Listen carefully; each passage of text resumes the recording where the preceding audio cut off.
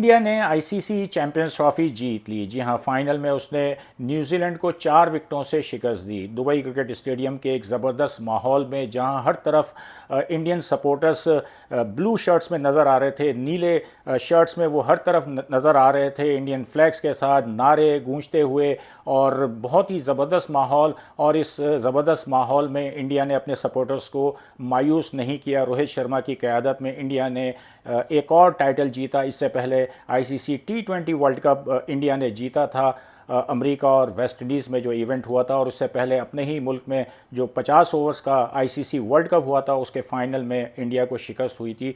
तो इंडिया की जो परफॉर्मेंस है वो बहुत ही ज़बरदस्त रही है वाइट बॉल में। और ये वही रोहित शर्मा है, ये वही विराट कोहली हैं कि जब ऑस्ट्रेलिया में इंडिया को शिकस्त हुई, सीरीज़ जब इंडिया की टीम हारी, तो हर तरफ जो है वो आवाज़ें बुलंद हो रही थी और रोहित शर्मा के मुस्तकबिल के बारे में बात की जा रही थी। और यहाँ तक कि इस टूर्नामेंट के दौरान भी एक पॉलिटिशियंस ने, इंडियन पॉलिटिशियंस ने उनकी जो बॉडी शेप है उस पर जो है तंज किया था, जिसका जवाब उन्हें भरपूर अंदाज से सुनील गावस्कर ने दिया।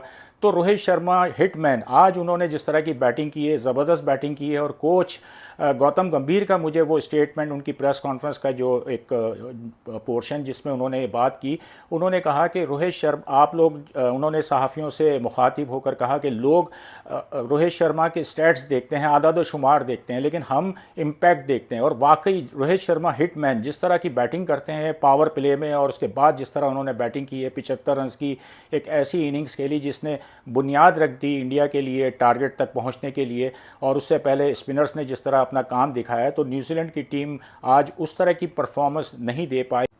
वाइट बॉल क्रिकेट में अगर इंडिया की परफॉर्मेंस देखें तो बहुत ही ज़बरदस्त रही है हालिया 2-3 वर्षों में। अपने ही मुल्क में 50 ओवर्स का जो वर्ल्ड कप हुआ उसका फाइनल खेला, और उसके बाद अमेरिका और वेस्ट इंडीज़ में T20 वर्ल्ड कप हुआ, वो इंडिया ने जीता रोहित शर्मा की क़यादत में। और अब ये दूसरा टाइटल है जो रोहित शर्मा की कप्तानी में इंडिया ने जीता है। और अब यकीनन इंडिया भर में इस जीत का जो है भरपूर अंदाज में जश्न मनाया जाएगा, और इसके वो मुस्तहिक भी है इंडियन खिलाड़ी, इंडियन टीम।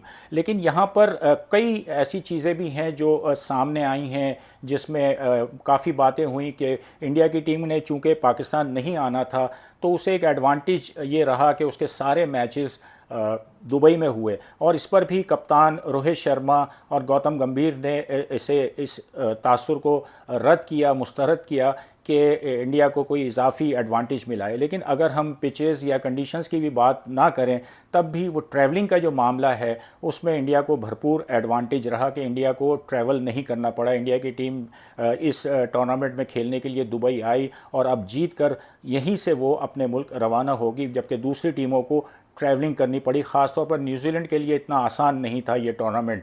उसने कराची से टूर्नामेंट का आगाज़ किया, उसके बाद फिर वो पिंडी गई, फिर दुबई, उसके बाद फिर दोबारा लाहौर, फिर दोबारा दुबई। तो अच्छी खासी ट्रैवलिंग जो है वो न्यूजीलैंड को करनी पड़ी थी। और इसके अलावा ये भी नहीं पता था ऑस्ट्रेलिया और जनूबी अफ्रीका को कि उनका सेमीफ़ाइनल जो है वो कहाँ होगा, और फिर उन्हें दुबई जाना पड़ा। फिर एक टीम जो है वो फिर वापस आई, लाहौर में उसका सेमीफ़ाइनल हुआ। तो इस तरह की भी चीज़ें रहीं। और इस शेड्यूलिंग पर काफ़ी जो मुबसरीन हैं, फॉर्मर प्लेयर्स हैं, उनके दरमियान भी हमने देखा कि बहस व तकरार होती रही है। और जोनाथन एग्न्यू जो इंग्लैंड के जो साबिक फास्ट बॉलर थे, अब वो कमेंटेटर हैं, उन्होंने इस शेड्यूलिंग को मज़ाक़-खेज़ करार दिया। इसके अलावा जनूबी अफ्रीका के जो खिलाड़ी हैं, डेविड मिलर हुए, वांडर डूसन हुए, उन्होंने भी दबे लफ्ज़ों में अपने मीडिया टॉक में भी इस बात को उजागर किया कि अच्छी खासी ट्रैवलिंग से जो है वो सारी चीज़ें उनके लिए मुश्किल रहीं। पाकिस्तान के एक साबिक फास्ट बॉलर जुनैद खान ने भी एक दिलचस्प ट्वीट किया इसी ट्रैवलिंग के तनाजुर में। ये तो थी इंडिया की बातें, इंडिया की क्रिकेट टीम के बारे में बातें। और अब हम आ जाते हैं पाकिस्तान की तरफ, पाकिस्तान की क्रिकेट की तरफ। ये टूर्नामेंट पाकिस्तान के नुक्ते नज़र से इसलिए अहम था कि पाकिस्तान इसका मेज़बान था, लेकिन अनफॉर्चुनेटली पाकिस्तान की टीम इस टूर्नामेंट में अच्छी कारकर्दगी का मुजाहरा ना कर पाई, जिसका तमाम पाकिस्तानी शायकीन को अफसोस रहेगा कि पाकिस्तान की टीम इंडिया से हारी, फिर न्यूजीलैंड से उसे शिकस्त हुई और बांग्लादेश के ख़िलाफ़ उसका मैच वॉश आउट हो गया था। तो पाकिस्तान को नॉकआउट स्टेज तक जाने का मौका ही नहीं मिला और ग्रुप स्टेज से ही पाकिस्तान टीम की वापसी हो गई। लेकिन यहाँ मैं ज़िक्र करना चाहूँगा पाकिस्तान के चंद फॉर्मर क्रिकेटर्स का जो मुख्तलिफ़ टीवी चैनल्स पर बैठे हुए थे और अपने तज्ज़िये तबसरे जो है वो कर रहे थे। लेकिन जब पाकिस्तान की टीम टूर्नामेंट से बाहर हुई तो फिर ऐसा लगा कि अब उनके पास कहने के लिए कुछ बचा नहीं है। पाकिस्तान की टीम की परफॉर्मेंस पर तज्जिया करने के बजाय ज़्यादा फोकस जो है उनका दूसरी बातों पर हो गया और एक ऐसी बहस छिड़ गई फॉर्मर प्लेयर्स के दरमियान कि जिसका मज़ा जो है वो दूसरों ने उठाया। सोशल मीडिया पे जो है वो ये चीज़ें भर गईं और एक के बाद एक कमेंट से ये पता चल रहा था कि मामला जो है वो बहुत ही ज़्यादा संगीन हो गया है और नामुनासिब अंदाज़ इख्तियार कर चुका है। मोहम्मद हफ़ीज़ ने कमेंट्स दिए, वो पीटीवी पर बैठे हुए तबसरा कर रहे थे। उन्होंने 90 की जो दिहाई है उनके खिलाड़ियों पर तबसरा किया कि आईसीसी टूर्नामेंट्स उन्होंने नहीं जीतवाए। उन्होंने कहा कि 92 में इमरान खान की क़यादत में पाकिस्तान ने वर्ल्ड कप जीता और उसके बाद फिर पाकिस्तान के जो 90 के एरा के जो खिलाड़ी थे 90 की दिहाई के, उन्होंने कोई आईसीसी टूर्नामेंट नहीं जीता।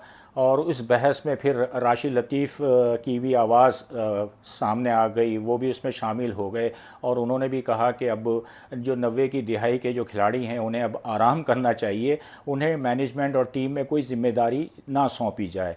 और फिर उसका जवाब वक़ार यूनुस ने भी दिया। उन्होंने एक ट्वीट किया जिसमें उन्होंने अपने और वसीम अकरम के जो बॉलिंग और रन्स के आदाद शुमार हैं वो उन्होंने ट्वीट किए। तो ऐसा लग रहा था कि दोनों तरफ से जो है वो बयानबाजी जो है अपने ज़ोरों पर है और उसमें ज़ाहिर सी बात है कि और भी जो प्लेयर्स थे वो शामिल हो गए, जिस तरह अहमद शहजाद हुए या मोहम्मद आमिर जो एक टीवी चैनल पर बैठे हुए हैं और उनको हमने देखा कि माजी में भी उन्होंने बहुत ज़्यादा ऐसी बातें की कि जब वो खेल रहे थे तो सब कुछ अच्छा था, अब वो नहीं खेल रहे, टीम से बाहर हो गए तो हर चीज़ उनको बुरी लग रही है और इस तरह वो अपना गुस्सा और अपनी जो भड़ास है वो निकाल रहे हैं। तो वो सबको पता चल रहा है कि ये सिर्फ जो है कहना चाहिए कि बुक्स कह लें या अपने दिल की जो भड़ास है वो निकाली जा रही है। तो ये सारी चीज़ें चल रही थी और इसी दौरान कुछ और चीज़ें भी आ गईं और ऐसा लग रहा था कि ये मामला कहीं रुकने वाला नहीं है। बाबर आज़म के वालिद उन्होंने इंस्टाग्राम पर जो है एक पोस्ट की और उन्होंने जो है वो पुराने जो खिलाड़ी हैं उनको भी तनकीद का निशाना बनाया और उसके जवाब में साबिक खिलाड़ियों ने भी बाबर आज़म के वालिद को आड़े हाथों लिया और उन्होंने कहा कि बाबर आज़म को अपनी परफॉर्मेंस पर तवज्जो देनी चाहिए। और ये बात समझ में आती है कि ज़ाहिर सी बात है कि पेरेंट्स जो हैं वो अपने मतलब अपनी औलाद के लिए दर्द रखते हैं। ऐसा हमने युवराज सिंह का भी देखा, जब युवराज के बारे में उन्होंने कमेंट्स दिए थे। रविचंद्रन अश्विन को जब रिटायरमेंट लेनी पड़ी तो उनके वालिद ने भी सोशल मीडिया पर कुछ इंटरव्यूज़ उनके भी सामने आए थे। लेकिन यहाँ बाबर आज़म का जो मामला है वो ये है कि बाबर आज़म गुज़िश्ता कुछ अरसे से बिल्कुल ही ऑफ कलर हैं। टीम में वो होते हुए भी नज़र नहीं आ रहा कि वो टीम में उनसे परफॉर्मेंस नहीं हो रही। कई इनिंग्स जो हैं उनकी 23 इनिंग्स ऐसी हो गई हैं वनडे की कि जिसमें उन्होंने कोई सेंचुरी स्कोर नहीं की। इसी तरह टेस्ट मैचों में भी उनकी आखिरी सेंचुरी जो है वो बहुत पहले हुई, उसके बाद से कई इनिंग्स वो इस तरह खेल चुके हैं कि जिसमें उनकी कोई सेंचुरी नहीं है। T20 इंटरनेशनल में भी उन्होंने आखिरी की कोई 10 एक इनिंग्स हैं जिसमें सिर्फ उन्होंने 3 निफ्ट सेंचुरियाँ स्कोर की हैं। तो काफ़ी प्रेशर में वो नज़र आते हैं कि जब वो बैटिंग कर रहे होते हैं और उनसे वो बड़ी इनिंग्स नहीं हो रही और ऐसे में उनके वालिद का जो है वो मैदान में आना और ये समझ में नहीं आता कि आखिर वो क्या चाह रहे थे कि अपने बेटे का जिस तरह वो दिफा कर रहे थे तो उन्हें अगर कोई ऐसी परेशानी या इस तरह की कोई शिकायत किसी खिलाड़ी से है कि जिसने कोई नामुनासिब बात की हो तो वो इसके कानूनी चाराजोई का भी हक रखते हैं। लेकिन इस तरह सोशल मीडिया पर आकर एक पिंडोरा बॉक्स खोलना, एक बहस को शुरुआत कर देना, ये मुनासिब नहीं लगता। और आखिर में मैं पाकिस्तान के एलीट पैनल में शामिल अंपायर एहसन रज़ा का ज़िक्र करना ज़रूरी समझता हूँ। पाकिस्तान चैम्पियंस ट्रॉफ़ी का मेज़बान था।